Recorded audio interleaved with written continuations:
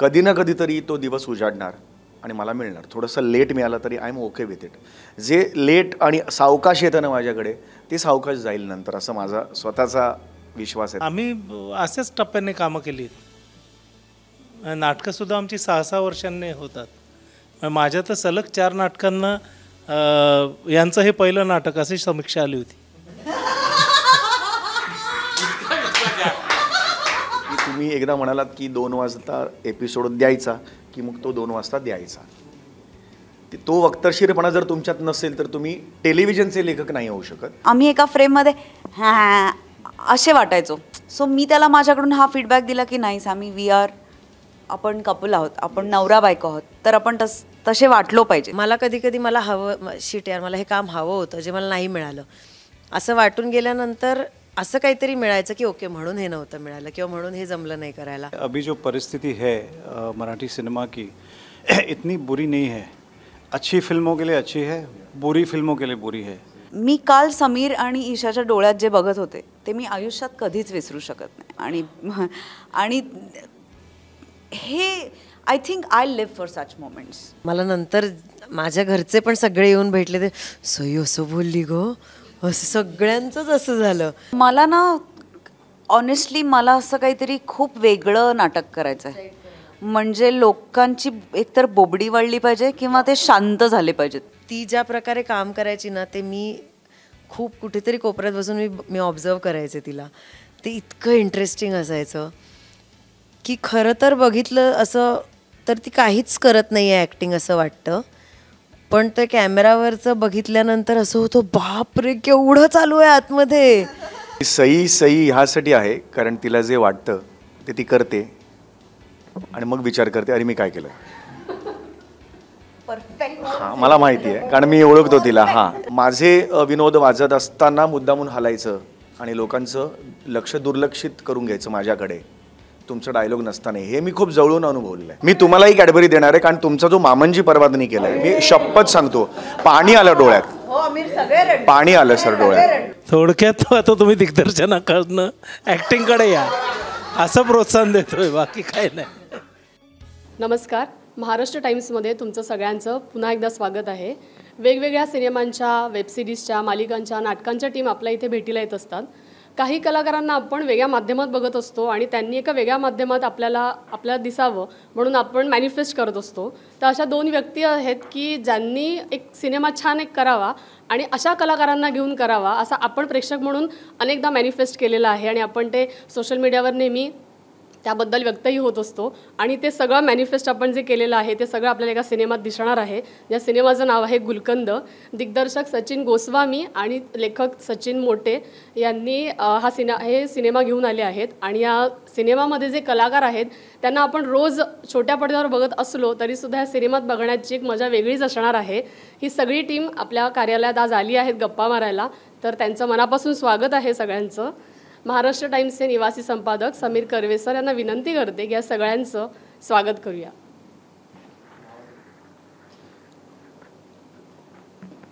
सिनेमाचे निर्माते संजय छाबरिया सर,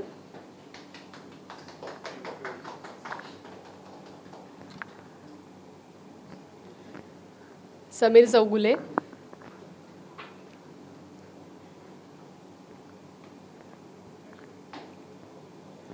सई तामणकर,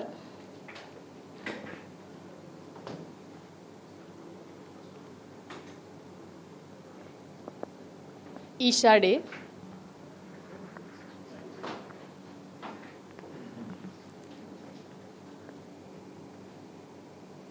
दिग्दर्शक सचिन गोस्वामी,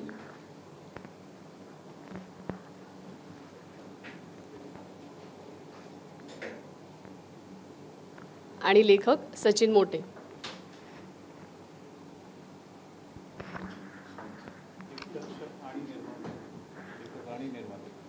दिग्दर्शक आणि निर्माते सचिन गोस्वामी सर, लेखक आणि निर्माते सचिन मोटे सर.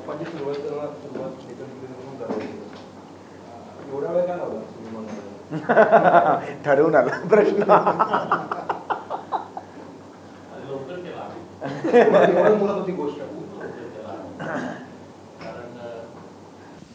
खूप लवकर केला आम्ही, कारण गेली 6-7 वर्ष कधी ट्वाईस अ वीक, कधी 4 टाईम्स अ वीक, कधी 3 टाईम्स अ वीक असं महाराष्ट्राची हास्य जत्रा आम्ही करतो आहे.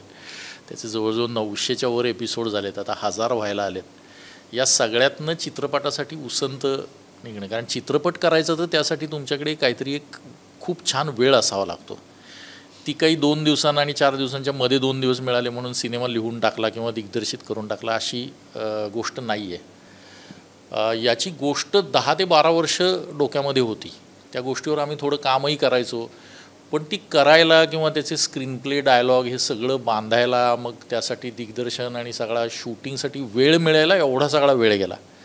आणि गेल्या वर्षी एक आम्हाला सोनी मराठी वाहिनीने एक सुट्टी दिली होती. काही महिन्यांच्या अंतरानं 2 सुट्ट्या दिल्या. त्यातल्या पहिल्या सुट्टीचा उपयोग लेखनासाठी झाला, दुसऱ्या सुट्टीचा उपयोग दिग्दर्शनासाठी झाला. त्यामुळं हा होऊ शकला.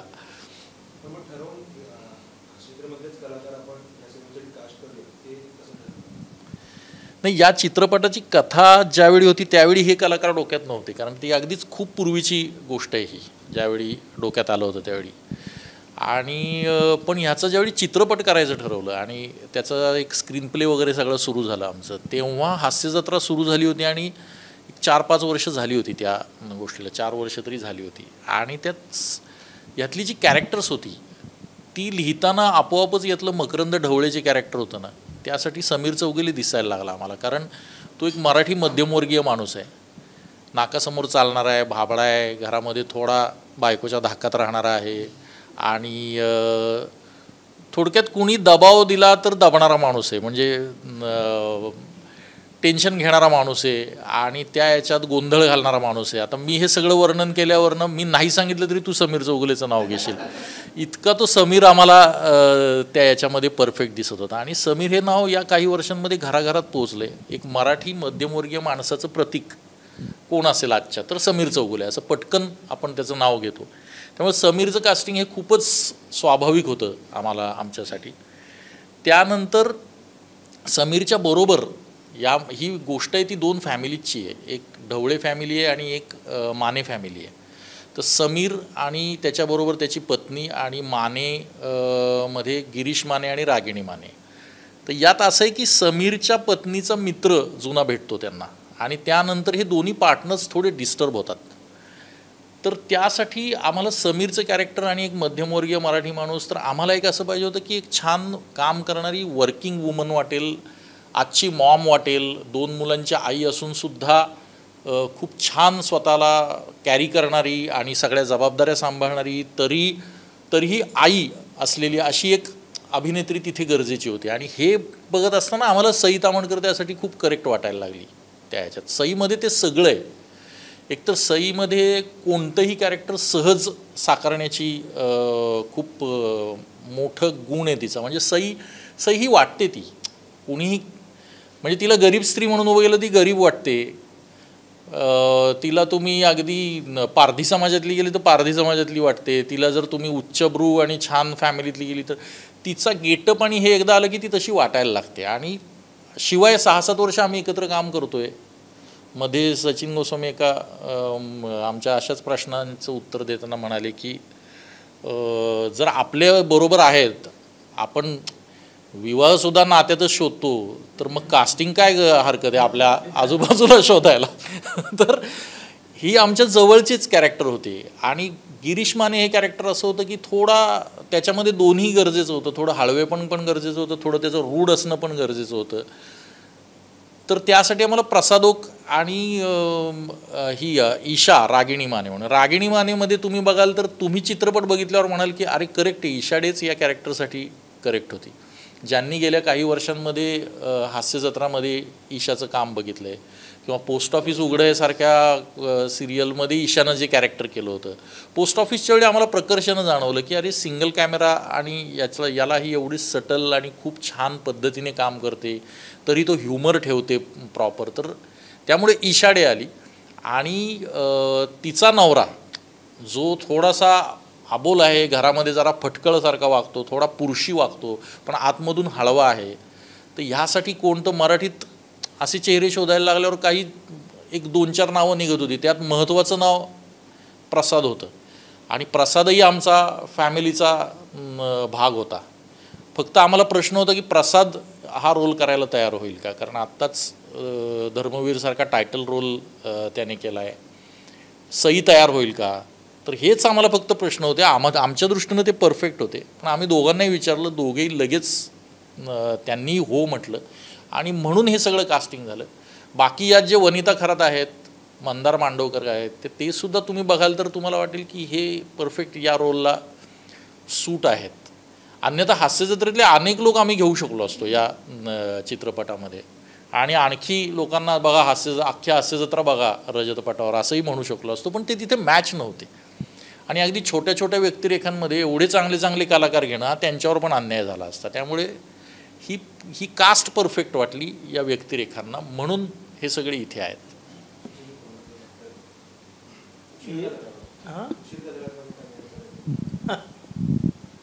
उशीर जे आता सचिन म्हणाला तसंच योग्य वेळ यायला लागते, व्यग्रता जास्त होती आणि आम्ही असेच टप्प्याने कामं केली.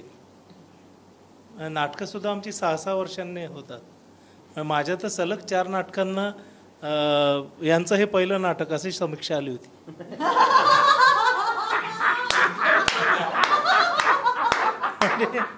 मी विसरलं गेल्यावर नवीन नाटक करायचं अशी परंपरा. त्यामुळे कसं ना की टेलिव्हिजन आणि नाटक आणि चित्रपट हे दोन्ही सांभाळणं, तसं एकतर पूर्ण वेळ सिनेमा करणारी जी मंडळी आहे ती सातत्यानं सिनेमा करू शकते. टेलिव्हिजन करणाऱ्यांना रोज नवीन नवीन चॅलेंज असतं की तू उद्या डिलिव्हर कर, परवा डिलिव्हर कर. आणि सुदैवानं म्हणा की कसं प्रोडक्शन हाऊस सुरू झाल्यापासून आजवरनं सलग काम सुरू आहे. त्यामुळे सिनेमा करायचं खूप वर्ष मनात आहे. म्हणजे ही जवळजवळ 2014-15 नंतर ही गोष्ट आम्ही वर्कआउट केली होती आणि त्याला जी सुचली होती बेसिक ती. त्यानंतर त्याचा तो ग्राफ आणि अपडेट होत राहते. जसं काळ बदलतो तशी गोष्ट अपडेट होत राहते. मूळ गाभा मात्र तो खूप काळ टिकणार आहे, कारण जसं जसं तंत्रही विकसित होईल हे प्रॉब्लेम्स अजून तुमच्या कुटुंबापर्यंत पोहोचतील. त्यामुळे आता ही वेळ करेक्ट वाटली आणि त्यासाठी अमित फाळकेंनी आम्हाला करेक्ट वेळ दिली. त्यांच्या हातात खूप असतं आम्ही केव्हा सिनेमा करायचा, कारण त्यांनी जर वेळ नाही दिला तर आम्ही फक्त विचारत सिनेमा करतो. दरवेळेला जून-जुलैला ते आम्हाला गॅप द्यायचे चॅनलकडनं. आणि जून-जुलैत पावसाळा सिनेमा करणं तसं रिस्क आहे आणि नव्या निर्मात्याने तर खूप मोठी रिस्क आहे की तो काही त्याला शक्यच नाही ते सगळं मॅनेज करणं. यावेळी एप्रिल-मे करेक्ट गॅप मिळाला. सईच्या तारखा सगळ्या होत्या, प्रसादच्या तारखा जुळल्या, समीर आणि ईशा सगळ्यांच्या तारखा जुळूनच आलं. म्हणून आम्ही जिथं जिथं याचं सुरुवातीला वाचन केलं होतं की कोणी बरोबर येईल सुरुवातीला, तर प्रत्येक वेळी काही काही अडचणी अशा यायच्या की त्या निर्मात्यांना किंवा संजयजीसुद्धा त्यावेळी त्यांचे 2 सिनेमे येत होते. त्यामुळे आम्ही म्हटलं आम्ही याच दरम्यान शूट करतो, कारण नंतर आमचं होणारच नाही. मग किती वर्ष होणार नाही माहिती नाही. त्यामुळे ते शूट करतो, आपण एकत्र येऊया. त्याप्रमाणे मग ते नंतर सर इन झाले यायचं सगळ्याचे. पण सर तुम्ही दोघांनी आता एक उल्लेख केला की जवळजवळ 10 वर्षांपूर्वी ही कथा डोक्यात होती, ती अपग्रेड होत राहते. तुम्ही आता लिहायला घेतलं किंवा त्याच्यात तुम्ही अपडेट करत जाता. पण हे क्रिएटिव्ह माणूस म्हणून ते किती त्रासदायक असतं की तुमच्याकडे कथा तयार आहे, तुमच्याकडे कंटेंट तयार आहे, पण तुम्हाला त्याचं काही होत नाहीये. मग त्याची कारणं वेगवेगळी असतील. म्हणजे ते काही तारखांमुळे जमत नसेल, व्यग्रतेमुळे जमत नसेल, अशी अनेक कारण असतील. हे क्रिएटिव्ह माणूस म्हणून इतकी छान गोष्ट आपल्या हातात आहे, पण त्याचं काही होऊ शकत नाही. हे थोडंसं त्रास देणारं असतं का? आणि जर असेल तर ते तुम्ही कसं ओव्हरकम करता? नाही, हे असतंच नाही मी त्रास देणार. आताही 4 गोष्टी तयार आहेत, अनेक वर्ष त्याचाही त्रास आहे. पण कसं असतं ना, ते सगळं जुळायला लागतं. एक गोष्ट तर आम्ही रेखी करून आलो होतो. म्हणजे जसं आम्ही ठरवलं की आपण आता पैसे टाकूया, मग तिथं सगळं मोकळं असतं. इतर वेळी क्रिएटिव्ह माणसं डिपेंड असतात निर्मात्यासाठी. म्हणजे निर्माते म्हणून कोणाला तरी भेटायचं, त्यांना ती गोष्ट आवडली पाहिजे, त्यांना ते प्रॅक्टिकली होण्यासारखं वाटलं पाहिजे. आपण क्रिएटिव्ह माणसांना बिझनेसचा विचार येत नाही ना आधी डोक्यात, की ही गोष्ट मला आवडली, ही करायची आहे. पण जो निर्माता असणार आहे त्याला ते सगळंच माहिती आहे, प्रेक्षक माहिती आहे, त्याचा खर्च माहिती आहे. त्यामुळे ते त्या अनुषंगानंही काही गोष्टी आमच्या थांबल्या होत्या पूर्वी. पण जसं हास्य जत्रेमुळे बरे दिवस आलेत आम्हालाही, प्रोडक्शन हाऊसलाही, मग असं वाटायला लागलं की एक अमाऊंट आपण बाजूला काढून एक सिनेमा करू शकतो. मग तो त्याचं काय होईल ते होईल अशा ह्याच्याने. आणि एक खूप छान गोष्ट आम्ही वर्कआउट केली होती, ज्याची रेकीही केली होती. ती इडिपस रेक्सवर एक खूप छान लहान मुलाची गोष्ट होती आणि तिचे राईट्स UK एका संस्थेकडे आहेत. कारण ते लेखक ते जाऊन आता 60 वर्ष आली. आणि त्या संस्थेशी आम्ही करोनाच्या आधी, त्या काळाच्या आधी बोललो होतो पब्लिकेशनची. त्यांनी आम्हाला राईट्स पण दिले होते, पण पब्लिकेशनने दिलेले राईट्स होते. आम्हाला पूर्ण माहिती नव्हतं की यांचे डिव्हिजन्स वेगवेगळे असतात. नंतर कोविड झाला, त्या दरम्यान आम्ही रेकी केलेली होती आणि सिनेमा करायचं ठरवलं आणि कोविडचा हा मधला काळ आला. त्याच्यानंतर त्याचे 3 वर्षाचे राईट्स संपले. आम्ही पुन्हा अप्लाय केल्यावर लक्षात आलं की यांची फिल्म डिव्हिजन वेगळी. त्यांच्याशी पण आम्ही बोललो, त्यांच्याशी कम्युनिकेशन झालं, त्यांचे व्यवहार ठरले आणि आम्ही कोटेशन ओके म्हणून त्यांना सांगितलं आणि त्यांना सांगितलं तुमच्याकडे राईट्स आहे, त्याचे पेपर्स आहे आमच्या वकिलाने. आणि नंतर त्यांनी पत्रव्यवहारच बंद केला. नंतर एक पत्र आलं की आम्ही भारतातल्याच एका कंपनीला आता याचे राईट्स दिले, आम्ही तुम्हाला देत नाही. म्हणजे अगदी इंग्रज खूप तत्पर असतात असं ऐकून होतो मी. कोविडनंतर इंग्रजी बिघडलीत खरं सांगतो. ते प्रतिक्रियाच देणार, त्यांना फोन केल्यावर ते उचलेच नात. म्हटलं हे भयानक झालेलं आहे. आणि त्यात आमची 3 वर्ष गेली. मग ती गोष्ट सगळी तयार आहे लिहून. तो पहिला सिनेमा तो याच्या आधी आला असता आणि तो तसा आर्ट फिल्म सारखा होता. तो किती कमर्शियली गेला असतं माहिती नाही, पण एक समाधानासाठी आपण एक छोटा सिनेमा बऱ्याचदा आता यातनंच कमवतो, थोडंसं यातच काय हरकत नाही, समाधानासाठी. सचिनला सिनेमा करायला उशीर झाला, खूप वेळ घेतला. लीड भूमिकेमध्ये आल्यावर उशीर का लागला? उशीर का एवढी मिळाली? मला दिलीच नाही कुणी. हे माईक घे ना प्लीज. मला दिलीच नाही कुणी एवढ्या वर्षात. तर असं काही नाही आहे. म्हणजे मी असं काही ठरवलेलं नव्हतं की आता कॉलेज झालेलं आहे, एकांकिका झाल्या, नाटक झालं, चला आता चित्रपट करूया, असं नाही आहे. तेव्हा तर स्ट्रगल पिरियड असतो. आणि मी नोकरी सोडून आलेलो आहे इकडे या क्षेत्रात. 7 वर्ष नोकरी केली मी. त्याच्यानंतर अगदी फ्रँकली सांगू तर पैसे कमवणं हा एक हेतू होता. त्यामुळे मग पर डेवर ह्या सिरियलमध्ये 2 दिवस झाले, त्या सिरियलमध्ये 2 दिवस झाले की मग 2, 3, 4 दिवसांचे इंटू आपले पर डे किती होतील, त्यात आपलं EMI भागतोय का, इतर खर्च होतोय का, याच्यातच अनेक वर्ष गेली माझी. या गेल्यानंतर मग हळूहळू TV सिरियल्स मिळायला लागल्या. त्यातली माझी पहिली सिरियल होती टिकल दी पॉलिटिकल, चंदू कुलकर्णी सरांची. आणि त्यानंतर मग हळूहळू करत ना मी टेलिव्हिजन खूप केलं आणि नाटक खूप केलं. मी जवळजवळ 5,000पेक्षा नाटकांचे जास्त प्रयोग झालेत माझे, वेगवेगळ्या नाटकांचे. यदाकधी नावाचं नाटक तुला माहिती असेल, त्याचेच 3,000पेक्षा जास्त प्रयोग झालेत माझे. सो मग एकदा तुम्ही नाटक घेतलं ना की मग मध्ये मी तरी तसा नाही आहे किंवा मी त्या जनरेशनचा नाही आहे जिथे किंवा मला एक 20 दिवसांचं शूटिंग आलेलं आहे, मी आता नाही करत, मग तुम्ही रिप्लेसमेंट द्या. मी असं नाही कधी करत. एकदा नाटक घेतलं की मी शेवटपर्यंत नाटकात असतो. म्हणजे नाटक 300 प्रयोग, 500, 1000 प्रयोग होत, मी त्या प्रयोगात नेहमी असतो. त्यामुळे अनेक ऑपॉर्च्युनिटीज येऊन कदाचित गेल्या असतील. असंही झालं असू शकलं असतं की बाबा मी एक 4 चित्रपट केले, त्यानंतर कळलं बाबा हा एक बरा अभिनेता आहे, त्याला अजून मोठा रोल देऊया, असं झालं असतं.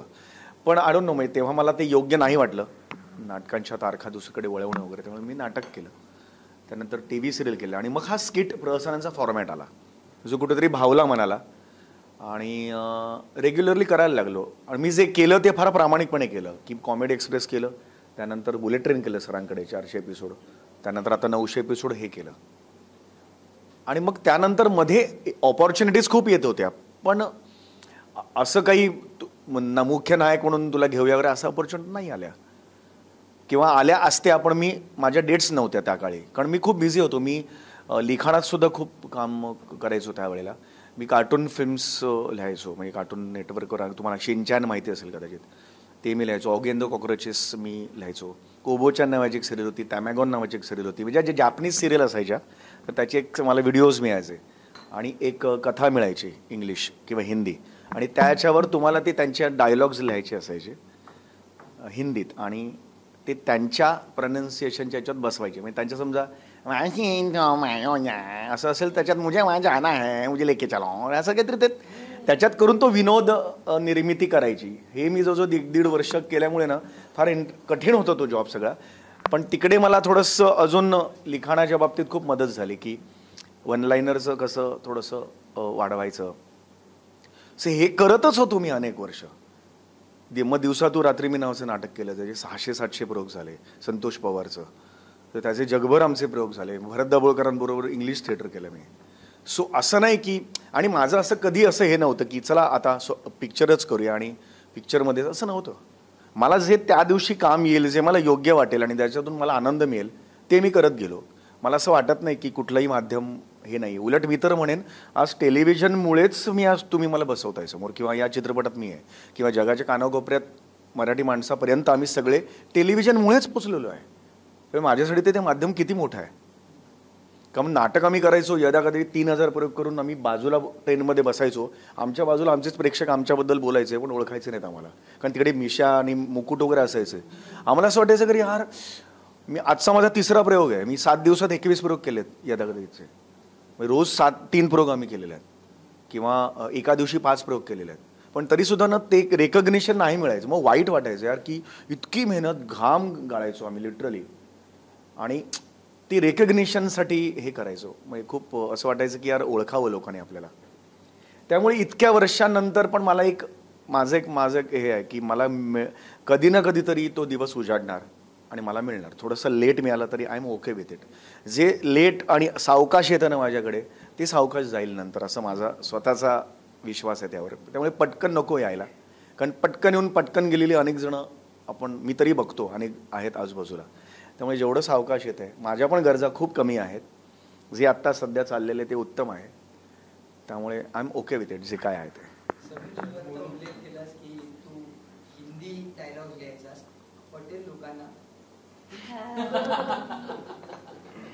माझं ओरिजिनल हिंदीत असं नाही आहे जे सध्या मी म्हणतो ते. त्यामुळे उलट आईचं हिंदी असं ते विनोदापुरतं मी वापरतो. पण हिंदी, आणि उलट मी तर म्हणतो मी खूप रिफर करायचो. पुस्तक होतं माझ्याकडे हिंदीचं छोटंसं, असं एक टाईप ट्रेनमध्ये मिळायचं. त्यामुळे हे सगळे डायलॉग मी ट्रेनमध्ये लिहायचो त्या काळी.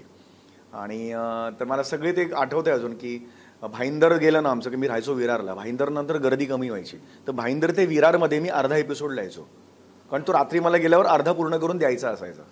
कारण मला त्यावेळेला एक कळलं की तुम्ही एकदा म्हणालात की 2 वाजता एपिसोड द्यायचा, की मग तो 2 वाजता द्यायचा. तो वक्तशीरपणा जर तुमच्यात नसेल तर तुम्ही टेलिव्हिजनचे लेखक नाही होऊ शकत.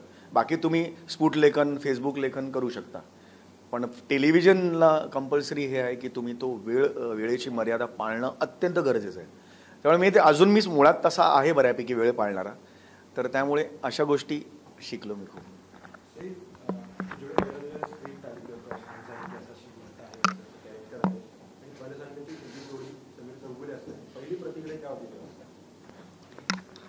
तुला तर माहिती आहे की वेगळं काही म्हणल्यावर मी अशी टुणकण माझं मन मी सगळेच एकत्र आम्ही उडी मारतो. तर समीर दादाला त्या चेअरमध्ये बसून बघणं इज अन एक्सपिरियन्स.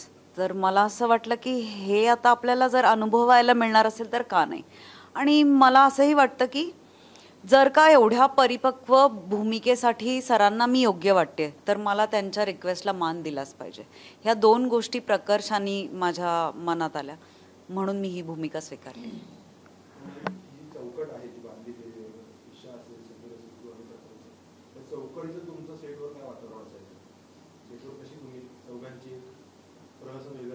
काय तुला काय अंदाज येतो? क्रेझी पण क्रेझी बरोबर ना तेवढंच टेन्शन पण. कारण सॅमीचा पहिला सिनेमा ॲज अ लीड, ईशाचा पहिला cinema as a lead. So ते टेन्शन मजेचं मिक्स होतं आणि कम्फर्ट लेवल खूप जास्त होता, कारण दोघेही सर होते, आमचीच टीम होती. त्यामुळे एक पोषक वातावरण जे लागतं, right amount of tension, right amount of comfort, right amount of everything, ते सगळं होतं.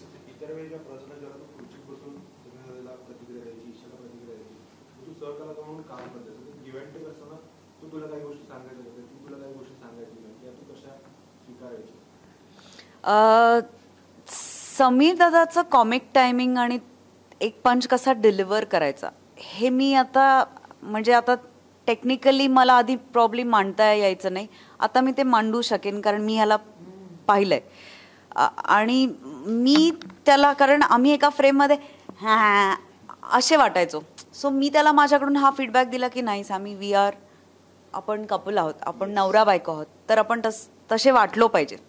सो असे दोन्हीकडून हे होते. म्हणजे मी आता हे वाक्य बोलतोय, हे तू जर ह्याच्यानंतर लगेच बोलली नाहीस ना तर तो पंच नाही वाजणार. ह्याच्यामध्ये एक अर्धा सेकंद जरी तू लेट केलास तर तो पंच नाही वाजणार. हे आता नॉलेज मला कुठेतरी झिरपायला लागले. ते इथंपर्यंतच होतं, आता ते आत घुसायला लागले असं म्हणायला हरकत नाही.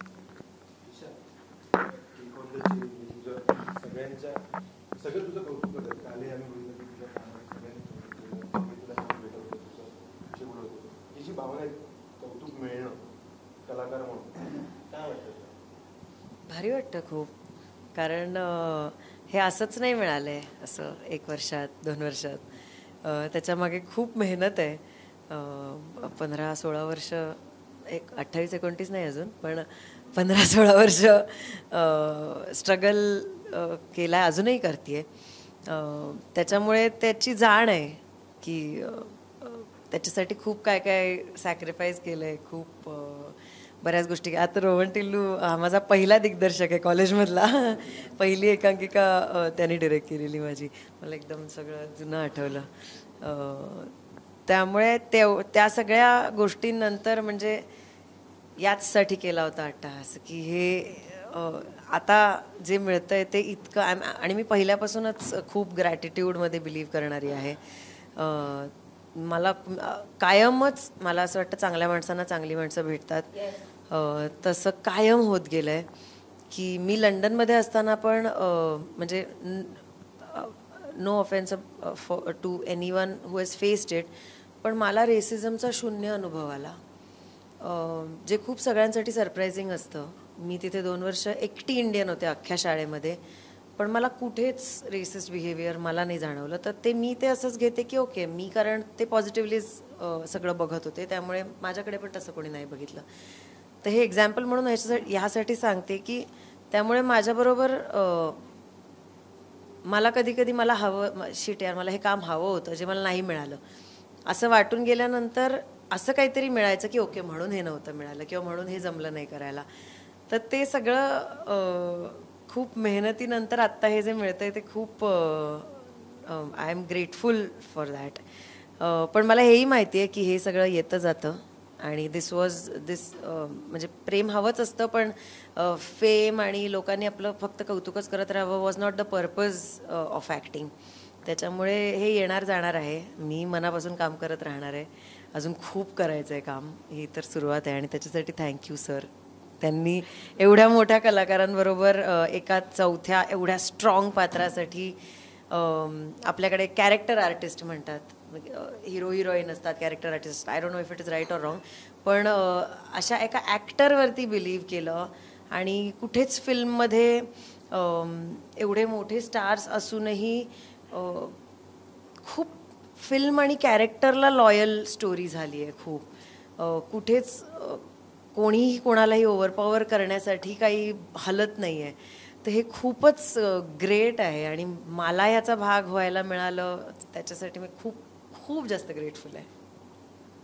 संजय सर, आजच्या तारखेला मराठी सिनेमा बॉक्स ऑफिसच्या दृष्टीने पैसा डगमगतोय. त्याला थोडंसं तो इवन आहे, इवन बनतातच आहे. अशा परिस्थितीत जसं मला असं की निर्मात्याने पाठीशी राहणं, निर्माता मिळणं खूप महत्त्वाचं आहे. तितके आर्थिक सहकार्य होणं खूप आवश्यक आहे. हा सिनेमा निवडताना तुमचे निकष नेमके काय होते आणि कसं तुम्ही त्याकडे बघत होता? मी हिंदीत बोलूं चालेल? सो मेरा ये मानना है अभी जो परिस्थिति है मराठी सिनेमा की इतनी बुरी नहीं है. अच्छी फिल्मों के लिए अच्छी है, बुरी फिल्मों के लिए बुरी है. मेरा सिंपल जवाब यही रहता है. कोई भी मेरे से पूछता है कि इंडस्ट्री कैसे चल रही है, मैं यही बोलता हूँ कि अच्छी फिल्म के लिए बहुत अच्छी है, ख़राब फिल्म के लिए बहुत ख़राब है. ना अच्छी ख़राब मैं नहीं बोलता हूँ, कोई इंटेंशनली बनाता है. आई मीन एंड अगेन उसको लेबल करना कि अच्छी फिल्म है या ख़राब फिल्म है वो भी गलत होगा. बट एक हमको फिल्म वो बनानी चाहिए जो ज़्यादा से ज़्यादा लोगों को अपील करे. हम बोलते हैं कि फिल्म मेकिंग एक आर्ट है, but I think it is a marriage of art end commerce. So, art alone will be appreciated by few people, but you have to, consider कि there has to be a commerce behind it. ज़्यादा से ज़्यादा लोगों को appealing लगे. तो मेरे pass कोई भी कहानी आती है तो मुझे अच्छी लगती है, ठीक है, that is fine. And I have made these mistakes in the past कि मुझे अच्छी लगी, ये फिल्म बनानी चाहिए. लेकिन अभी हमको ये सोचना पड़ता है कि ये कितने लोगों को अच्छी लगेगी. एक मार्केटिंग टर्मिनोलॉजी है, top of the pyramid, middle of the pyramid, bottom of the pyramid जो होता है. So the more down you go the more मासी, और ज़्यादा जितनी अपीलिंग होती है फिल्म. सो आज कोई भी हमारे पास स्क्रिप्ट आती है तो हम पहले सोचते हैं कि कितने लोगों को ज़्यादा से ज़्यादा अपील होएगी. दूसरी चैलेंजेस आती हैं यहाँ पर ओपनिंग की. मराठी सिनेमा में वो ओपनिंग वाला सिस्टम है नहीं, जो अभी धीरे धीरे हिंदी में भी मेरे को नज़र नहीं आ रहा है. फर्स्ट डे फर्स्ट शो वाला जो क्राउड आता है, because there is too much of content available all over. हमारी सबसे ज़्यादा बड़ी कंपटीशन अकॉर्डिंग टू मी आज है OTT के साथ, जो है आज एवरी फ्राइडे कोई ना कोई रिलीजेस आ रही हैं, नई फिल्में आ रही हैं. तो उनके साथ भी compete करना, लोगों को थिएटर में खींच के लाना, you need to have really something substantial. Gulkand के बारे में जब मैं बात करूं तो जैसे सचिन जी ने कहा कि पहले मेरे को बहुत टाइम से काम करना था सचिन मोटे जी और गोस्वामी जी के साथ. तो पहले जब मैंने कहानी सुनी, मुझे कहानी बहुत अच्छी लगी उस टाइम पे, and I said to myself yes, ये बनानी ही चाहिए. और सारे हमारे फेवरेट कलाकार हैं इसमें, हास्य जत्रा के, big fan of all of them. But उस टाइम पे जैसे सचिन जी ने कहा, मेरी 2 फिल्में बन रही थी. एक गुजराती फिल्म थी मेरी हरिओम हरी, और एक महाराष्ट्र शायर पिक्चर में बना रहा था उस टाइम पे, जिसमें we were deeply involve in that. तो मैंने बोला उस टाइम में मुझे बैंडविड्थ अभी है नहीं और एक करने की हैंडल, मुझे 2 फिल्में पहले रिलीज़ करनी है. बट प्लीज़ जब भी आपकी फिल्म, अगर आप रुक सकते हो थोड़ा टाइम तो रुक जाओ. बट आपने इनसे सुन ही लिया ना कि इन्होंने ब्रेक मिली इनको सोनी से, तो इन्होंने फिल्म बनाई. But nice of them. जैसे फिल्म कंप्लीट हुई, मैंने फिल्म देखी, एंड मेरी टीम के साथ देखी, मैं अकेला नहीं था, 4 जने थे हम एवरेस्ट की टीम में से. And it was love at first sight, absolutely. And it ticked all the boxes for me. हम सोचते हैं कि चलो ये ऑडियंसेस को अच्छी लगेगी, थिएट्रिकली अपीलिंग होएगी. दूसरा, as a businessman, not as a producer और creator, you look at it कि ये ठीक है, what is the prospect of it on a satellite broadcast platform, on a OTT platform. So for me, this film ticks all the boxes. ये film ज़्यादा से ज़्यादा लोग cinema में देखेंगे, उसको अप्रिशिएट करेंगे. अभी जो हमारे कुछ शोज़ हुए हैं, मैं रिएक्शंस देख के, मैं I am very very happy and overwhelm to be honest. And I am 110% sure ये film, it's a film which has repeat viewing on satellite में लोग सीरियस फिल्में देखते नहीं हैं, लाइट एंटरटेनिंग फिल्म देखते हैं, वैसी टाइप की फिल्म देखते हैं जहाँ से कहाँ भी स्विच ऑन या स्विच ऑफ कर सके. This falls perfectly in that category, and I think this film will do tremendously well on the digital platforms also. So, and the story, the way in which they had written the story very maturely. This is not an out-and-out comedy. It is a meaningful film. The relationship between 2 ex-lovers, the relationship between how Neeta is handling her marriage, and to be at the crossroads and not slip over there and choose her marriage over anything else. It is such a precarious situation for anybody to come across in life. Or I'm sure everybody has gone through this phase in life. So it is a very mature film according to me. Sanjay ji, आपने एक पुख्ता region नहीं बताया ये film बनाने का. Sorry? आपने एक पुख्ता रीजन बताया नहीं ये फिल्म बनाने का. हास्य जत्रा में आनंद मिलता. यस, मेरा हास्य जत्रा में डेब्यू हो गया. और वो भी कैसा, ऑन स्टेज भी हो गया. यस. सर, आता जसं संजय सरांनी सांगितलं की नातेसंबंधांवर ही फिल्म आहे. नातेसंबंध हा विषय घेतला तर वेगवेगळ्या माध्यमात वेगवेगळ्या कलाकृती आता येत आहेत. म्हणजे त्याच्यामध्ये वेब सिरीज पण असेल किंवा आणखी नाटक असेल किंवा सिनेमे असतील. अशा वेळी त्याच विषयावरती आपल्याला काहीतरी एक वेगळ्या पद्धतीने करायचंय, वेगळा पैलू दाखवायचंय, हे किती आव्हानात्मक होतं आणि एकूणच मग ती प्रक्रिया कशी होती, लेखक म्हणून सुद्धा आणि दिग्दर्शक म्हणून सुद्धा? नातेसंबंध हा ना युनिव्हर्सल सब्जेक्ट आहे, त्याला मरण नाही. म्हणजे अंतापर्यंत जोवर माणूस आणि त्याची नाती आहेत तोवर हा विषय नेहमीच सगळ्या कलाकृतीतनं येणारच आहे. फक्त त्याला कशा दृष्टिकोनातनं मांडलं जातं हे वैविध्य पुढे असेल. सचिनशी बोलू. नाही, मुळात लेखक म्हणून काम करताना एवढं काही व्यावसायिक गोष्ट डोक्यात नसते. आपल्याला काहीतरी क्लिक होतं आणि त्याच्यात गंमत वाटते. मुळात ह्युमर आणि फील गुड कॉमेडीज लिहिणं हा माझा आवडता छंद आहे आणि तोच व्यवसाय पण आहे. तर त्यामुळे एक 10-12 वर्षांपूर्वीची ही छोटीशी गोष्ट होती की माझ्या भाच्यासाठी मुलगी बघण्याचा कार्यक्रम चालला होता, शोधाशोध चालली होती आणि एक स्थळ आलं होतं असंच. तर माझ्या बहिणीने मला सांगितलं, अरे तुला माहिती आहे का, मला ज्यांचं स्थळ आलं होतं ना त्यांच्याच मुलीचं स्थळ आता याच्यासाठी आलंय. तर हे सांगताना ना तिच्या चेहऱ्यावर एक असा छान गंमत वाटत होती तिला, की काय मजा आहे. म्हणजे 20-25 वर्षापूर्वी एक जे नातं जुळणार होतं ते त्यावेळी नाही जुळत आणि आता ते वेगळ्याच पद्धतीनं जुळते. तर हे गमतीशीर वाटलं. म्हटलं अरे ही गंमत आहे या रिलेशनशिपमध्ये, की आता तीच व्यक्ती परत वेगळ्या पद्धतीने समोर येणार आहे आपल्या. आणि मग आजचा काळ दिसायला लागला, की आजच्या काळात जर असं घडलं तर काय होईल. आणि मग मोबाईल दिसायला लागले आणि त्या काळात आणि मला त्यावेळी खूप असं प्रकर्षाने वाटत होतं ना, की आजचा मध्यम वर्गातलं जे मोबाईल आणि या सगळ्यामुळं आपलं जगणं जे झालंय ते कुठेतरी मांडायला एक गोष्ट पाहिजे आणि ती गोष्ट याच्यात परफेक्ट सापडली. या काळात तुम्हाला बऱ्याचशा रियुनियनचे सिनेमे आलेले दिसलेत तुम्हाला, की जुनी मैत्रीण भेटणे, जुनं मित्र भेटणे, हे अनेक सिनेमे आलेत. पण मला हा डिव्हाइस खूप चांगला वाटला, की आणि मग या सगळ्या वातावरणात मोबाईल्स काय करतील, आजच्या पार्टनर्समध्ये काय प्रॉब्लेम होईल आणि मग त्यातून एक एक एक एक कॅरेक्टर तयार होत गेलं. त्यामुळे इतकं हे व्यवसाय करायचा या दृष्टीनं आणि संजय सरांचे मुंबई पुणे मुंबई सारखे जे ब्रँड आहेत ना, त्यांनी सुद्धा ना हा जॉनर खूप असा डोक्यात भिनवला आहे. म्हणजे मी एकदा मुंबई पुणे मुंबई 2 आला होता मला वाटतं त्यांचा, आणि म्हणजे तेव्हापासून ही डोक्यात आहे गोष्ट. तर तो बघून येतानाही ना मला ही गोष्ट सारखी आठवत होती, अरे यार आपण हे केलं पाहिजे, हे चांगलं आहे आणि ह्या जॉनरला जाणार आहे आणि गमतीशीर आहे आणि आपल्या पद्धतीचं आहे. त्यामुळं असा व्यवसाय आणि हे काही त्यावेळी डोक्यात नव्हतं. आणि आता करायची वेळ आल्यावर साधारणपणे हीच गोष्ट आली. म्हणजे सचिन जे मगाशी म्हणाला ना, की आम्ही एक दुसरी गोष्ट करत होतो, ती सुद्धा तो कलात्मक जरी म्हणाला ना तरी त्यातही एक ह्युमर होता, त्यातही एक फील गुड हे होतं. मुळात हा आम्हाला आवडणारा जॉनर आहे, की या पद्धतीचं काम करणं आवडतं, त्यातून ही गोष्ट झाली. त्यामुळे खूप कॅल्क्युलेटिव्ह नव्हतं हे काही. कलाकार दरवेळेला अडून असतो बारीक कमी कौतुक त्याला पाहिजे असतं. पण अशा वेळी काल सिनेमा संपल्यानंतर तो म्हणाले की हा दिवस ईशा आणि समीरच आहे, तर हे धाडस नेमकं पूर्ण आलं. These are facts. हे धाडस नाही आहे. मला असं वाटतं जे आय डोंट थिंक सो. नाही, मला असं नाही वाटत. कारण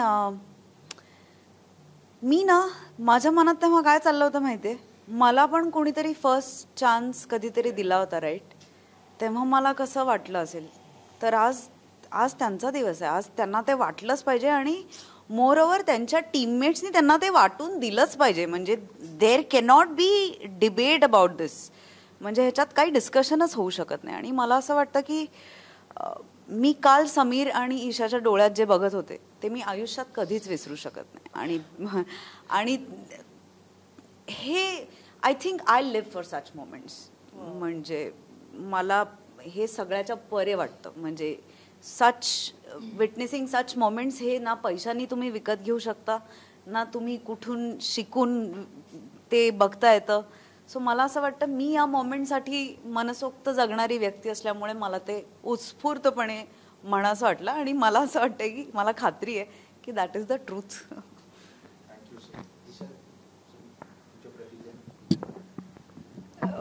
मला कालच असं झालं की म्हणजे ही ग्रेट आहे हे वाटतं. That is for a reason. म्हणजे हे असंच नाही आहे.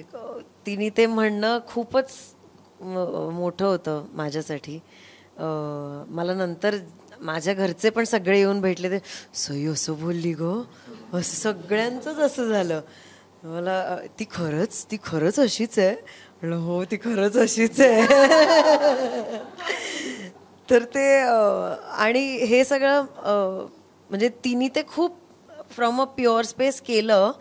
आणि माझ्यासारख्या ॲक्टर्सना जे तिला ॲडमायर करतायत एवढी वर्ष, त्यांच्यासाठी ते इतकं इन्स्पायरिंग आहे. मला असं वाटतं की ॲक्टिंग तुम्ही शिकाल कराल एक्सपिरियन्समधनं किंवा काय सगळं खूप भारी ॲक्टर व्हाल, पण हे अशा मोमेंट्स तुम्हाला खूप ग्राउंडवर ठेवतं आणि काहीतरी दिशा देतं की ओके, म्हणजे मी असं एक कोणीतरी असं माझं नाही आहे की मला ह्यांच्यासारखं बनायचं आहे. मला खूप लोकांमधल्या खूप गोष्टी हव्या असतात किंवा जे चांगलं दिसेल ते मला हवं असतं.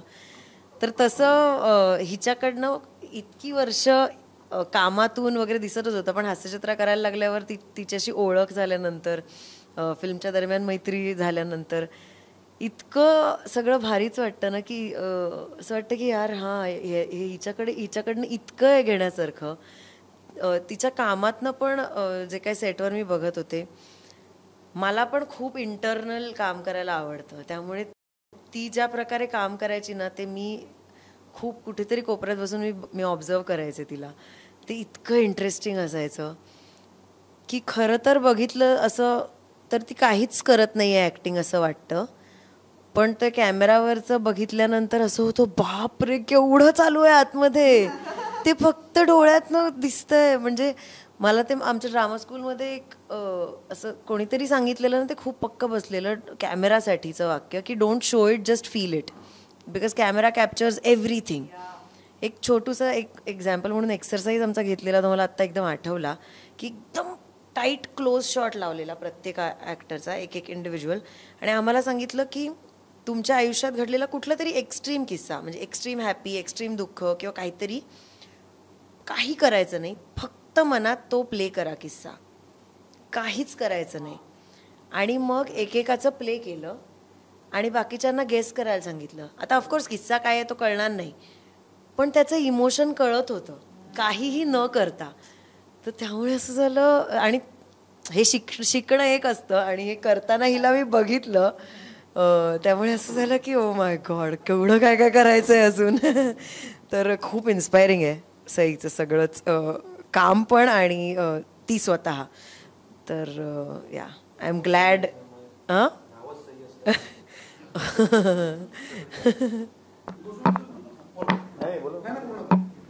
सई ह्यासाठी आहे कारण तिला जे वाटतं ते ती करते आणि मग विचार करते अरे मी काय केलं.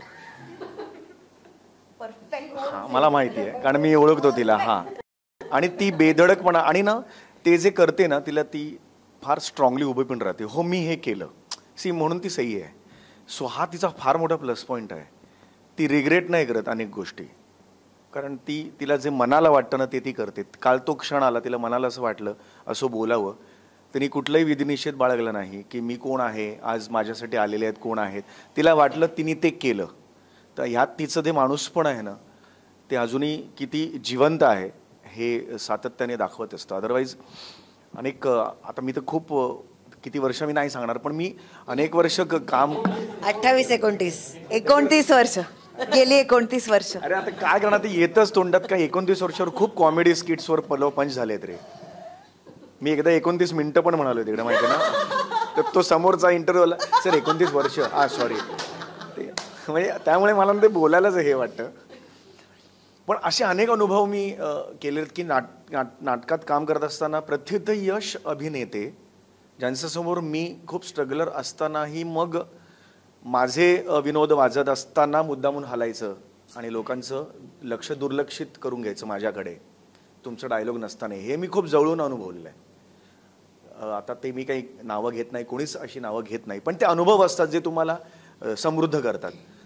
तर सई या कॅटेगरीत नाही बसत. सईला जे वाटतं ते ती बोलून टाकते. सो ती तिची ब्युटी आहे. ती जेव्हा ते असं करायला जाईल ना ती खोटी वाटेल. सई खूप अशी यंत्रासारखी वाटेल. तो सईने तसंच राहावं असं मी तिलाही विनंती करतो आणि देवालाही विनंती करतो की तसंच तिला ठेवावं. त्यामुळे त्या पॉईंट ऑफ व्ह्यूला तिने ते हे म्हणालं. पण मला असं वाटतं ना जे सईने केलं ते मलाही खूपसं असं वाटतं. मला असं वाटतं आयुष्यात जेव्हा कधीही अत्यंत सुंदर स्किट झालं ना की सर आमचे ना आतून माईकवर सांगतात हां समीर मस्त, ह्या 2 शब्दांसाठी आमचे कान आसुसलेले असतात. कधी कधी काय होतं ना, सर बिझी असतात, त्यांचे हजारो फोन सुरू असतात चॅनलशी, आणि सुंदर स्किट होतं, सई प्रसाद खूप कौतुक करतात, त्यानंतर सरांचा मेसेज येत नाही आणि आम्हाला असं वाटतं स्किट पडलं आणि आम्ही एकदम हे होतो. तर सगळे म्हणतात ते चांगलं झालं. तो नाही नाही सर म्हणाले नाहीत, पण सर ॲक्च्युली बिझी असतात तिकडे. मग सर आज जाऊन अरे हां म्हणालो, अरे अरे त्याच काय तुझं तर नेहमीच नाही. पण सरांना आता ह्या प्लॅटफॉर्मवरच सांगतो, असं नका मनात आणू की आता समीरचं स्किट की समीर चांगलंच करणार नाही. त्या स्किट पुरताच तो समीर चौगुले असतो. तुम्ही प्लीज हे बोला, कारण नाही ते सगळं ठीक आहे. कारण ना मला असं वाटतं ना, चांगलं काम केल्यावर कौतुक करणं खूप गरजेचं असतं. आता मला ही सवय आहे, मी आता हे कुठे सांगितलं नाही पण ही ईशाला माहिती असेल. मला आमच्या कोणाचंही स्किट आवडलं, काही आवडलं नाही, मी त्यांना एक कॅडबरी देतो नेऊन. मी अरुण कदमला सुद्धा कॅडबरी देतो, मी प्रभाकर मोरेंना पण कॅडबरी देतो, मी नम्रताला पण माझ्या पद्धतीने. मी कोणालाही सांगत नाही किंवा काहीच नाही करत. पण मला असं वाटतं की त्या क्षणाला ते कौतुक होणं खूप गरजेचं आहे. ती काही 50-100 रुपयाची कॅडबरी महत्त्वाची नसते. त्या क्षणाला ना की काल तुझं स्किट मला खूप आवडलं हे सांगणं ना खूप गरजेचं असतं असं मला वाटतं. आमचा टीझर रिलीज झाला त्याच्यानंतर एक दिवस दादा माझ्यासाठी एक गिफ्ट घेऊन आला. टीझरमधला तुझा एक लुक मला खूप आवडला म्हणून त्याने मला एक छान मस्त थर्मससारखी बॉटल गिफ्ट दिली आणि ती उघडतानाच माझ्या हातातून पडली आणि त्याला तिथेच पाडली आणि इतकं पोक आलं त्याच्या समोरच धानकन पाडली आणि 2 टप्पे पडले याचे, टांग टांग. म्हणजे काय झालं असेल बघते यायचं असं. तर ठीक आहे, पण म्हणजे दादाने दिले असेल म्हणून कदाचित ते तसं झालं. पण काल पण मी तिला सांगितलंय, तिला आम्ही एका नक्षत्र मॉलमध्ये गेलो होतो. अरे नक्षत्र. तर तिथे गेल्यावर जो सगळ्यांचा प्रतिसाद होता तो बघून मला इतकं छान वाटलं की मी तिला सांगितलं की मी तुला या अख्ख्या चित्रपटासाठी तू मागशील तर गिफ्ट देणार आहे. ते मागा माझ्याकडे. हा माझी ही तक्रार आहे की सरने ही सांगितलं पाहिजे आम्हाला. कौतुक करावं प्रश्न विचारतो. आम्हाला असं कळलं की पण सगळ्यात आधी मला काय म्हणायचं, तो नवोदितांना प्रोत्साहन देतो. नाही सर, मला अजून त्याने काही दिलेलं मी नाही. काल तुम्हाला म्हटलंय सर, मला चॉकलेट मिंट काही नाही सर. काल मी म्हटलंय तुम्हाला देणं नाही झालं नाही कारण या प्रमोशन मध्ये अडकलोय. मी तुम्हालाही कॅडबरी देणार आहे कारण तुमचा जो मामनजी परवानगी केलाय, मी शपथ सांगतो पाणी आलं डोळ्यात, पाणी आलं सर डोळ्यात. थोडक्यात आता तुम्ही दिग्दर्शनाकडनं ऍक्टिंग कडे या असं प्रोत्साहन देतोय, बाकी काही नाही. कौतुकाची संधी आम्ही देतोय. आम्हाला असं कळलं की तुम्ही दिग्दर्शनाचं काम करताना मिस्टर ढवळे ह्या कॅरेक्टरवर खूप तुम्हाला काम करावं लागलं ग्राउंडवर. त्याच्याबद्दलचं आम्हाला जाणून घ्यायला आवडेल की समीरवर किती काम तुम्हाला. तुला सुनील खेडेकरने सांगितलं, तो चीफ असिस्टंट माझं, प्रवीणचा जवळचा मित्र आहे, तो फील्डवर होता. नाही काम करावं लागलं म्हणजे कसं आहे ना की त्याचा तो खूप उत्स्फूर्त करतो, पण ती उत्स्फूर्तता जी आहे ना ती तुकड्यात डिवाईड करताना खूप सांभाळायला लागतं. त्याला नाटकाची सवय आहे खूप, त्यामुळे बऱ्याचदा काय व्हायचं की मास्टर शॉटला तो सगळं देऊन टाकायचा, कारण ते नाटकाची सवय आहे. एकदा करायला घेतलं की ॲक्शन म्हटलं की धाड धाड धाड धाड सगळं. आणि मास्टरला काय होतं, सगळ्यांचे रिॲक्शन्स ॲक्शन्स असतात. ते नाटुकल्यासारखं झालं ना की तिथं तो खूप इंटेन्स करायचा आणि नेमकं त्याचे क्लोजेस यायचे ना त्यावेळी झालं आहे असं त्याला वाटायचं, जे स्किटमध्ये होतं बऱ्याचदा. हे झालं करून तर झालं आहे आपलं, तर त्याची इंटेन्सिटी परत बदलायची. तर तोच एक टास्क होता सुरुवातीच्या काळात. नंतर त्याला तो हे एकदा पॅटर्न लक्षात आल्यावर. आणि बऱ्याचदा काय होतं की यांची केमिस्ट्री ना ही सांभाळायला लागते, कारण इतके मित्र आहेत सगळे. जे सईला भान आहे कारण ती नेहमी फिल्म करते, तिला माहिती आहे तुकड्या तुकड्यात इमोशन्स कशा वेगवेगळ्या ठेवायच्या. नाटकवाल्यांना ना ती सवय नसते. नाटक इतकं मोकळेपणानं होतं की 2 तास तुम्ही ते कॅरेक्टर आहात तर ती तशीच राहतात, विंगेत परत तुम्ही मित्र होतात. इथे ते सांभाळायला लागत होतं. म्हणून त्याला पहिल्यांदाच आम्ही म्हटलं होतं की दोघांची केमिस्ट्री काही असो, आता तू अनोळखी आहात तुम्ही तर ते सांभाळा, कारण नकळत ना चल म्हणून असा हात घेऊन असा ओढून न्यायचा तो. आणि मग म्हणायचं यार नाही ती रागिणी व्याहीने ती अजून काही तुमची फार ओळख नाही, तर ते ओघात होतं ते. आणि यांची केमिस्ट्री इतकी छान आहे दोघांची, तर त्यामुळे ती इतकी पटकन व्हायची. आणि ते सांभाळणं यासाठीच सुरुवातीचा काळ गेला. बाकी तो नट त्याच्या रिॲक्शन्स म्हणजे बघत राहाव्या अशा असतात आणि अनप्रेडिक्टेबल असतात. त्यामुळे कसं आहे सिनेमाला जे लागतं ना की ते मास्टरला असलेले रिॲक्शन्स परत क्लोजला येणार नाहीत, ते वेगळ्याच येतील. आणि मला ते करताना एडिट पण दिसायचं, कारण ते छान झालं हे छान झालं असे 2 तुकडे चालत नाहीत सिनेमात. जे छान केलं तेच परत छान कर, तेच परत परत छान कर असं, तर ते सगळं छान एकत्र होतं. मग खूप व्हेरिएशन काय उपयोगाचं नाही. क्लोजला वेगळं रिॲक्शन आणि मग सतत अरे हा टेक लागेल का ह्याला, कारण इथं असं केलं इथं ते. तर हे तांत्रिक गोष्टी खूप होत्या. पण त्या सुरुवातीच्या काळात त्याला एक थोडं काही सुरुवातीचे दिवस आणि त्या कॅरेक्टरचं एक भान फक्त की आपण कुठल्या स्टेजला आहोत, आपल्याला मुलं आहेत. कारण तो त्याच्यात एक लहान मुलं आहे, ते 24 तास असतं, ते शांत बसवणं हा एक मोठा टास्क आहे. तर त्याला तो वेळ जायचा. पण बाकी समीरनं एकदा ते पकडलं की मग काय विचारायलाच नको. तो समीर, तुम्ही प्रवासाचे विषय जेव्हा लिहिता तेव्हा तुमच्या ते निरीक्षणांमधनं येतं, तुमचे अनुभव असतात प्रवासातले असतात किंवा काय. आता या सिनेमाच्या निमित्ताने तुम्ही इतके फिरताय, प्रमोशन आहे, इंटरव्ह्यूज देताय, किती प्रवासाचे विषय आता तयार झालेले आहेत? एक कॅरेक्टर आम्हाला परवाच मिळालं, कुठे सांगत नाही, आम्ही मोठ्यांशी बोलणं पण झालं. निवेदिका होती आमच्या एका अमुक अमुक ABCD अशा कॉलेजला आम्ही गेलो होतो, असं नाव पण धरूया. तर त्यातली निवेदिका होती. ते एकदम वेगळं कॅरेक्टर. मला तर नम्रता दिसत होती. अरे मला असं वाटलं की गप्पा मध्ये सॉरी तिने पण असाच विचारला, सो मला वाटलं मी पण असाच विचारलं. तर ती कॉलेजला ती निवेदिका होती तिकडे. तर ते त्यात मला तर नम्रता दिसत होती. ती नम्रता आमची संभेराव, ती मला ती लिटरली ती तशीच होती, ती थांबतच नव्हती. आणि हे सगळं सुरू असताना म्हणजे मला माहीत नाही, ती प्रसाद ओक होता, तो म्हणाला की आपण त्यांना सांगूया की तुम्ही तुमच्या कॉलेजमध्ये निवेदनाचं पण शाळा सुरू करा आणि तुम्ही त्यातलं मेन हे व्हा, हेड ऑफ द डिपार्टमेंट व्हा. कारण अरे ती ना एकदा बोलायला लागली ना की ती मराठी भाषा स्वल्पैराम और ह्या सगळ्या गोष्टी पण असतात. तर ते काही नसायचंच, राप हां हां पण ते आता इथे नाही सांगू शकत. मीडिया पण हे लक्षात घ्या, आपण काय कट्ट्यावर नाही बसलो ना गप्पा मारायला. हो पण तो महाराष्ट्र टाइम्स आहे रे, ते जगभर बघितलं जातं, देशभर. पण असे अनेक बारीक बारीक इन्सिडेंट आहेत ना की बसलो की आम्ही ना एकमेकांना सांगायचो, सर हे जरा बरं वाटतंय, जरा इथे काहीतरी होतील. तर अशा अनेक नोंदी केलेल्या आहेत आता. आणि आमचं कसं असतं, चला आता नोंदी केल्यात तर आता काय करूया पुढे, असं नसतं.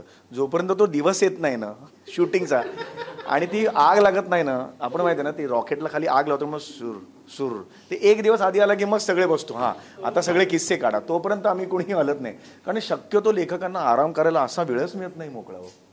त्यामुळे मिळतोय ना तर आम्ही त्यात अक्षरशः जगून घेतोय, आयुष्य जगून घेतोय की जरा वेगळं काहीतरी, तुमच्यापैकी सगळे भेटाल कोणतरी किंवा काही वेगवेगळं घडेल, कळलं का. तर असं सगळं ह्यांनी जसं सुरुवात केली पहिल्यांदा, एवढे वर्ष का करायला लागला, हा जो बघा ना सुरुवात त्यांनी जर केली एवढी वर्ष का लागला. अरे तू इंटरव्ह्यू घेतोयस, तू कसा पाहिजे. मला काय अपेक्षा होती, अरे नमस्कार सर तुम्ही इतकी वर्ष करताय, तर एवढी वर्ष तुम्हाला का लागली. आता बघा, आता कल्पेश बघा एवढेच का लागले मला. आता हे कॅरेक्टर आहे की नाही मला समीर आहे की नाही, समीर आम्ही मला तर कल्पेश राजचा आजचा ऍटिट्यूड, आपण इंट्रोगेशनला बसलोय की काय, म्हणजे तुम्ही काय एवढं हे केलं. साधारणतः पहिला गुन्हा कधी केला तुम्ही, प्रूफ काय, हाच का गुन्हा केला, प्रूफ काय तुम्ही लागला तुम्हाला करायला. अरे म्हटलं काल तुझं ईशा कौतुक झालं, प्रूफ काय तू काम केलंय. अरे मी पिक्चर मध्ये आहे. आता काय हे बघ, याच्यात थोडीसं अतिशयोक्तीपणा आहे, तुला माहिती आहे. तेच आम्ही स्किटमध्ये करतो की एवढाच ते धागा सापडला की अतिशयोक्ती अलंकार वापरायचा, त्याला घालायचा गळ्यात आणि त्यांना फिरवायचं सगळ्यांसमोर. हेच तर आहे ना मला. म्हणजे काही दिवसांनी एखाद्या प्रवासात असं दिसेल त्याच्यामध्ये कल्पित, यू नेव्हर नो. नाही ही कॅरेक्टर्स हेल्प करतात. म्हणजे असं म्हणजे त्याच्या बोलण्यात जो सॉफ्टनेस आहे ना तो टाळला तरच कॅरेक्टर तयार होईल. ते खूप एक्झॅगरेटेड येईल ते. म्हणजे तो जेव्हा येईल समजा असं कॅरेक्टर आलं तर ते खूपच म्हणजे असं कॉलर बिलर धरून आपल्याशी सगळ्यांची ओळख आहे, त्यामुळे तो हे बोलला हक्काने. नाही काय एवढा वेळ लागला, पण असा जर वेगळ्या अँगलने बघितला अनोळखी आणि सुरुवातच अशी केली समजा की आज काय तुम्ही काय अभिनय केला सांगा, असं जर सुरुवातच केली अभिनय, तू काय करेल इंटरव्ह्यू, हा सर हे अच्छा आहे थँक्स.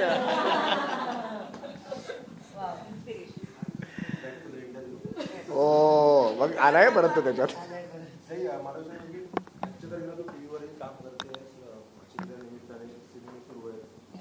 वेगवेगळ्या भाषा सिनेमे सुरू आहेत, वेब सिरीज सुरू आहे, मराठी सगळं. तसं तर मग कॉम्पिटिशन डायरेक्ट आहे एकमेकांसोबत तू या सगळ्याचं विश्लेषण कलाकार म्हणून कसं करतेस आणि तुझे ते कप्पे कसे वेगवेगळे ठेवले असतात? कशाचं विश्लेषण? माध्यमांचं टीव्ही, सिनेमा आणि वेब सिरीज. मी नाही करत असं मला वाटतं, कारण माझ्यासाठी ते काम आहे. मग ते कुठल्या फॉर्मॅटमध्ये आहे हे माझ्यासाठी महत्त्वाचं नाही आहे. मग ते माझ्यासाठी कामच आहे, असा माझा अप्रोच असतो. पण मला फिल्म्स सगळ्यात जास्त आवडतात, कारण मला असं वाटतं की एकतर सिल्वर स्क्रीनवर कुणीतरी तुमच्यासाठी तिकीट काढून येतं, हे फिलिंग खूप स्पेशल आहे. आणि सिल्वर स्क्रीनवर ना सगळं दिसतं, म्हणजे लपत नाही काही. म्हणजे तुमच्या चेहऱ्याची रेघ, तुमच्या डोळ्यातल्या शिरापासून सगळं. तर मला आय रिअली एन्जॉय दॅट. आणि मला असं वाटतं की फिल्म हा कम्युनिटी व्ह्यूइंग, कम्युनिटी जिथे इन्व्हॉल्व्ड आहे ना, ते सगळं मला आवडतं. मला असं वाटतं की त्यांनी यू ब्रिंग पीपल टुगेदर. लोक एकत्र येऊन काहीतरी एक्सपिरियन्स करतात, हे खूप मॅजिकल आहे. त्यामुळे मला तरी सिनेमा हे माध्यम सगळ्यात जास्त आवडतं या कारणासाठी. पण दुसरी माध्यमं मग काय डावी आहेत का, तर अजिबात नाही. प्रत्येक माध्यमाचा आपापला वेगळा चार्म आहे आणि मला सगळ्याचा चार्म आवडतो. आणि माझं असं म्हणणं आहे की मी उलटं म्हणते की मी ॲक्टर आहे तर मी सगळं करणार, मी काहीच सोडणार नाही. आणि म्हणजे नाहीच सोडणार. मग नाटक आहे काय? हो ना, करणार करणार. नाटकाचा मुद्दावर अजून थोडा विस्तृतपणे ऐकायला आवडेल, काय नेमकं मनात आहे. कारण हा प्रश्न आपण वाटतं मागच्या वेळेस पण आपण मी विचारला होता तुला. तर नाटकाबद्दल काय सगळ्या माध्यमांवर दिसते तसं आता असं हा म्हणाला. मला ना ऑनेस्टली मला असं काहीतरी खूप वेगळं नाटक करायचं आहे. म्हणजे लोकांची एकतर बोबडी वळली पाहिजे किंवा ते शांत झाले पाहिजेत. म्हणजे असं काहीतरी करायचं. मग मला काही असं करायचं म्हणून नाही करायचं आहे. आणि मला आवडेल की काहीतरी नवीन लिहिलं जाईल. मला पुनरुज्जीवित किंवा असं मला नाही करायचं आहे. मला कंटेम्पररी छान नवीन एका तरुण डोक्यातून आलेलं असं काहीतरी करायचं आहे. आणि म्हणजे मग ते रेव्होल्युशनरी पाहिजे. तरुण म्हणाले, संपलं म्हणाले.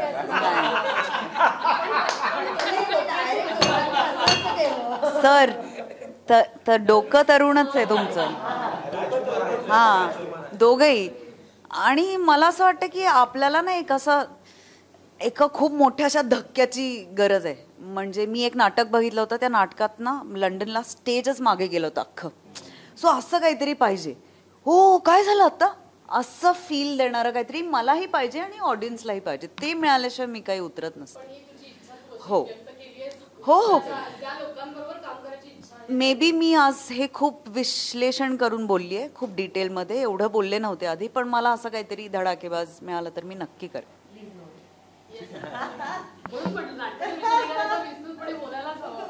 छापरे सर, आज सिनेमा पोहोचवण्यासाठी आता वेगवेगळे प्रयोग लोकांचे चालू आहेत. कोणी 99 मध्ये तिकीट देत आहे किंवा अजून काही प्रयोग सुरू आहेत. हा इतका सुंदर सिनेमा आहे, हा लोकांपर्यंत पोहोचला पाहिजे. सगळेजण आपापल्या लेवलला प्रयत्न करतायत. तुम्ही काही वेगळा अजून प्रयत्न करताय किंवा जास्तीत जास्त महाराष्ट्राच्या बाहेर गेला पाहिजे, काही इनोव्हेशन आयडिया किंवा काय काम करताय? क्या छोड़ा है मेरे को समझ में नहीं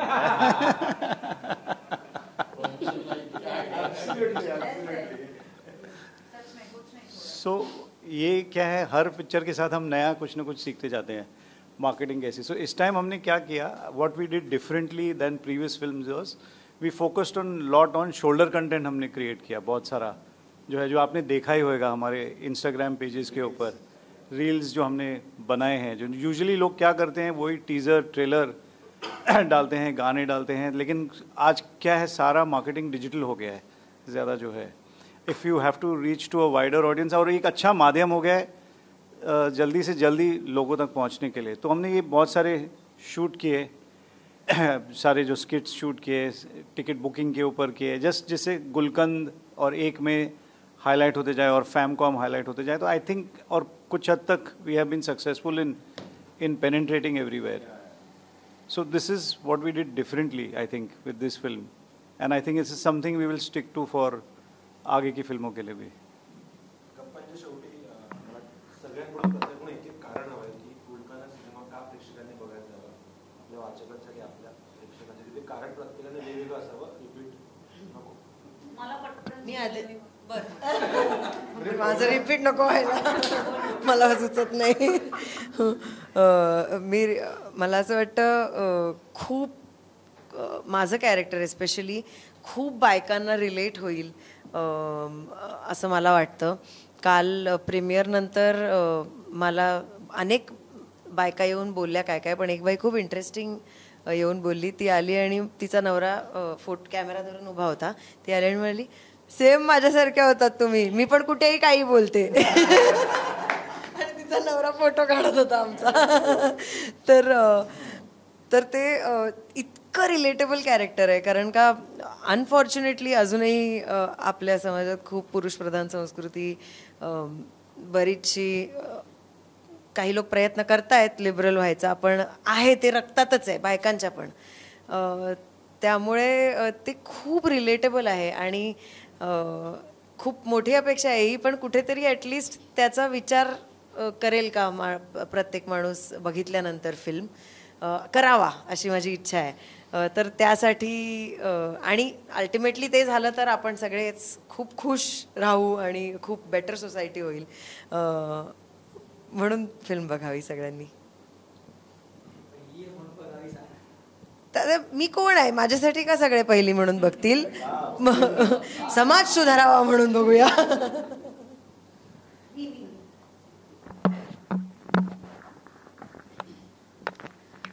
गुलकंद 1 मेला रिलीज होते आणि मला असं वाटतं प्रत्येकाला वाटेल की ही माझी स्टोरी आहे, माझी कथा आहे. 9 वर्षाच्या मुलापासून ते 65 वर्षांच्या आजोबांपर्यंत सगळ्यांना वाटेल की हां माझी स्टोरी आहे का, ह्याच्यात माझ्या जगण्यातलं काही दडलंय का. म्हणून गुलकंद नक्की बघा. कोण आता सर म्हणून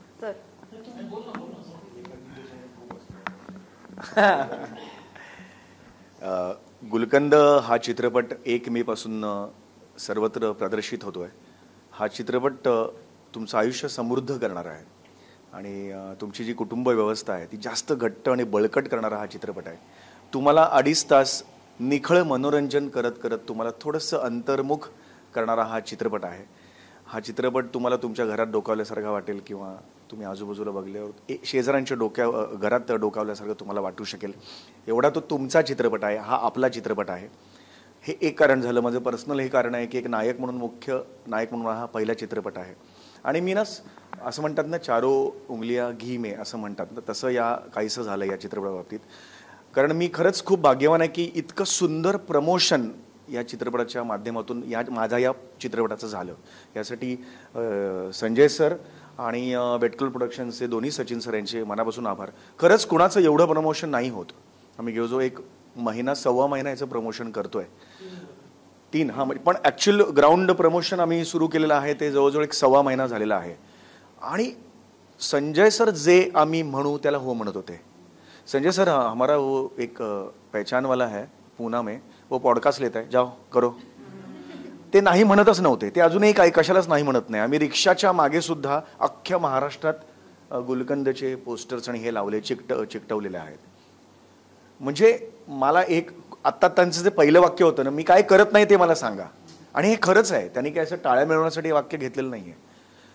एवढा पॉझिटिव्ह माणूस मी खरंच एवढ्या वर्षांच्या कारकिर्दीत कधी बघितलेलं नाही आहे.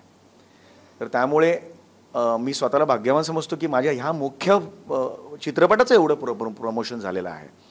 आणि हे सगळं झाल्यावर मी एवढंच सांगेन की आजपर्यंत आम्ही तुमच्या घरात आलो, दिवाणखान्यात येऊन तुमचं मनोरंजन केलेलं आहे. आता वेळ आली आहे तुम्ही चित्रपटगृहात या. मी एवढीच विनंती करतो. मनोरंजन तेच राहणार आहे. फक्त तुम्हाला आता चित्रपटगृहात यायचं आहे आणि सिनेमाच्या मोठ्या पडद्यावर त्याचा आनंद घ्यायचा आहे. त्यामुळे पुन्हा आवर्जून सांगतो, हा असा गुलकंद आहे जो कितीही तुम्ही चाखलात तरी तुम्हाला डायबिटीस होणार नाही आहे. त्यामुळे नक्की या आणि याचा आनंद घ्या. गुलकंद क्यों देखनी है. ऑन अ लाइटर नोट, तुमची एक्स गर्लफ्रेंड तुमच्या आयुष्यात परत आली तर त्याच्याशी कशा वागायच्या गुलकंद पहा. प्रॅक्टिकल.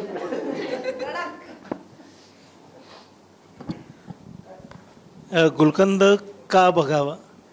तर गुलकंद जर आपण सगळ्यांनी गर्दी करून बघितला तर कल्पेश पुढच्या वेळी असं विचारणार नाही इतकी वर्ष का लागतात तुम्हाला. आम्हाला हुरूप येईल आणि कदाचित कल्पेश म्हणेल की थांबा एवढं का करता. थोडक्यात एका निर्मिती संस्थेला किंवा क्रिएटर्सना हुरूप येतो जर त्याने केलेल्या गोष्टींसाठी प्रेक्षक थिएटरपर्यंत आला तर. आणि गुलकंद बघा, तुम्हाला आवडला तर कौतुक करा, नाही आवडला कान पिळा, तुमचा अधिकार आहे तो. पण थिएटरला जाऊन गुलकंद बघा.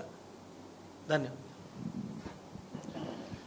मी एवढंच सांगेन की उन्हाळ्याच्या सुट्ट्या आहेत, घरी मुलं म्हणतायत काहीतरी करूया, कुठेतरी जाऊया, बायको म्हणतीये काहीतरी पाहूया छान, तुम्हालाही वाटतंय फॅमिलीला घेऊन एक छान डेट करावी, कुठेतरी फिरायला जावं, तर या सुट्टीतला अत्यंत उत्तम आणि छान पर्याय गुलकंद आहे.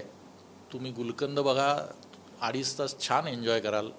उन्हाळ्याच्या दिवसात जीवाला आणि मनाला थंडावा देणारा असा हा आमचा गुलकंद आहे. नक्की बघा.